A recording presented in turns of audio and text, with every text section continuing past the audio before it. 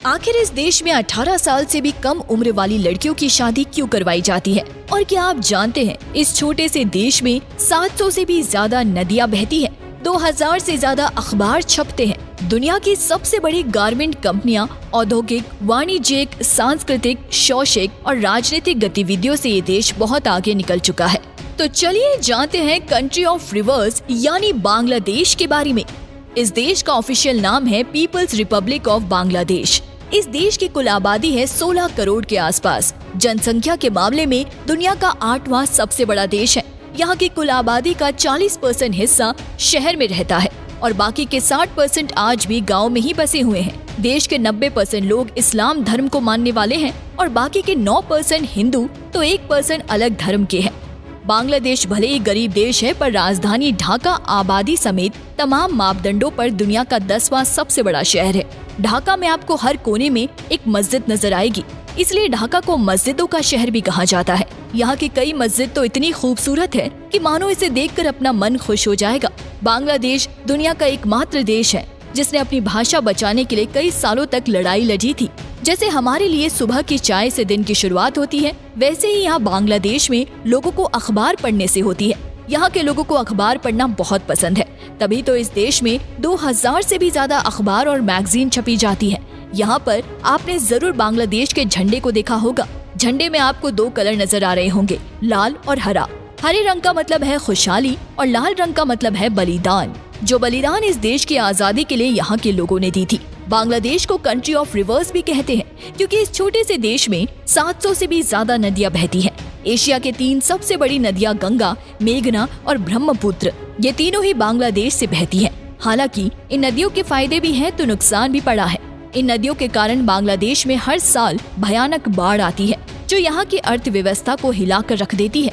दोस्तों, बाढ़ से एक बात जो याद आई वो ये है कि बांग्लादेश में आपको बाढ़ के समय एक अनोखी चीज देखने को मिलती है और ये है बोर्ड स्कूल। जैसा कि आपसे पहले भी कहा गया था कि बाढ़ की वजह से यहाँ का सब कुछ तबाह हो जाता है, लेकिन बच्चों का पढ़ाई में कोई नुकसान ना हो इसलिए देश में बोर्ड स्कूल का कॉन्सेप्ट शुरू किया गया है और ये बहुत ही बड़ी सफलता भी है। एक बात जो आपको बांग्लादेश की बिल्कुल भी अच्छी नहीं लगेगी, यहाँ पर गंदगी बहुत ज्यादा देखने को मिलेगी। यहाँ पर आपको शायद सबसे ज्यादा इसी चीज से परेशानी हो सकती है। कई साल हो गए हैं लेकिन चीजें ये अब तक नहीं बदली। गंदगी के बाद एक और समस्या जो इस देश को परेशान कर रही है वो है यहाँ की ट्रैफिक। बांग्लादेश में आपको हर जगह पर भयानक ट्रैफिक का सामना करना पड़ेगा। आप जहाँ भी जाएंगे आपको चारों तरफ ट्रैफिक नजर आएगी। तभी कहा जाता है कि अगर आपको ढाका से फ्लाइट लेनी है तो कम से कम 4 घंटे पहले निकलना होगा। भारत और बांग्लादेश का सुंदरबन दुनिया का सबसे बड़ा सदाबहार वन है। सुंदरबन का 40% हिस्सा भारत में है तो 60% हिस्सा बांग्लादेश में। सुंदरबन को यूनेस्को वर्ल्ड हेरिटेज साइट्स में शामिल किया गया है जो सुंदरी के पेड़ों के नाम पर रखा गया है। सुंदरबन बंगाल की शान रॉयल बंगाल टाइगर का घर है। बांग्लादेश की इनकम सोर्स की बात करें तो वो है खेती, चावल का बड़ा कारोबार और ये देश चावल का बहुत बड़ा एक्सपोर्टर है। देश के लगभग 67% भाग जमीन का इस्तेमाल एग्रीकल्चर के लिए किया जाता है। इसके अलावा दुनिया में जितनी भी बड़ी गारमेंट्स कंपनीज हैं, उनका प्रोडक्शन बांग्लादेश में ही होता है। दुनिया के टोटल गारमेंट इंडस्ट्री का 60% प्रोडक्शन इस देश में ही होता है। साथ ही पूरी दुनिया में इस्तेमाल होने वाली टोटल चाय का 3% हिस्सा बांग्लादेश उत्पादन करता है। यहाँ तकरीबन 50 लाख लोग चाय के प्रोडक्शन प्रोसेसर से जुड़े हुए हैं और अपना घर परिवार चला रहे हैं।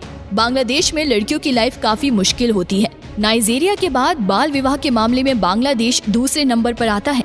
यहाँ के कानून के मुताबिक 18 साल से पहले शादी करना लीगल है, लेकिन यूनिसेफ द्वारा करवाए गए सर्वेक्षण में ये बात सामने आई कि करीब 74% बांग्लादेशी महिलाओं की शादी 18 साल से पहले ही कर दी जाती है। इतना ही नहीं, ऐसे कई मामले भी सामने आते हैं जिनमें पैसों के लिए बच्चों की शादी बुजुर्गों से करवा दी जाती है। एक समय ऐसा भी था जब यहाँ की महिलाओं का सुंदर होना खतरों से कम नहीं था। यहाँ आज से कई साल पहले यहाँ के पैसे वाले और रसूखदार लोग महिलाओं को अपने साथ ही रखते थे। एक मर्द कई शादियाँ करता था सिर्फ और सिर्फ मौज करने के लिए। ऐसी थी इस देश की औरतों की हालत।